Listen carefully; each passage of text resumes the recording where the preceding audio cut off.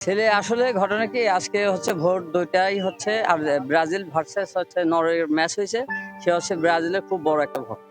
তো ব্রাজিল হারিয়ে যাওয়ার কারণে সে খেলা দেখে এসে বাড়িতে আরকি শুয়েছে, ঘুমায়ে গেছে। তার আরো ২ ভাইও ব্রাজিল, তারাও ঘুমাইছে বাড়িতে। তো সবাই ঘুমাইছে। ঘুমানোর পরে এখন ঘুমের থেকে উঠে ওর শাশুড়ি আসছে। আসছে যে দেখা করতে আসছে বাড়িতে। দেখা করতে আসছে, তো দেখা করতে আসার পরে এখন যায় দেখে ঘর লাগানো। কি ব্যাপার ঘর লাগানো কেন? এখন সবাই চারদিক দিয়ে খোঁজ খবর নিয়ে জানলা দেখে যে ও হচ্ছে গলায় দড়ি দিতে যাচ্ছে আরকি। কি কারণে মানে আর ব্রাজিল হারিয়ে গেছে। তো চারিদিক দিয়ে মানুষজন রাগাচ্ছে, ওরে বিভিন্ন রকম মেসেজ দিচ্ছে, কথা বলতেছে। ফোনে বিভিন্ন রকমের মেসেজ আসতেছে। তো ওর মেজো ভাই তাড়াতাড়ি ঘর ভেঙে ভিতরে ঢুকছে। ভিতরে ঢুকে মানে দেওয়ার আগে আরকি ওরে নামায় ফেলছে। নামায় ফেলার পরে ও একটু ধরেন ওর একটু শ্বাসকষ্টের সমস্যা ছিল। তো সমস্যা ছিল তারপরে তাৎক্ষণিক যে চিকিৎসা পারিবারিকভাবে দেওয়া যায় সেটা দিয়ে সবাই মিলে আপনার হসপিটালে নিয়ে যাওয়ার একটা পরিকল্পনা করছে বা নিয়ে যাচ্ছে। তো যাইতে, যাইতে ধরেন বিভিন্ন মানুষ বিভিন্ন ধরনের কথা বলে।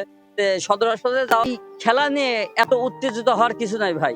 খেলা হচ্ছে আমাদের থেকে প্রায় হাজার, হাজার কিলোমিটার ফাঁকে ভাই। ভাইয়া বলেন খেলা হচ্ছে কোন দেশে? আমাদের বাংলাদেশে খেলা হচ্ছে না।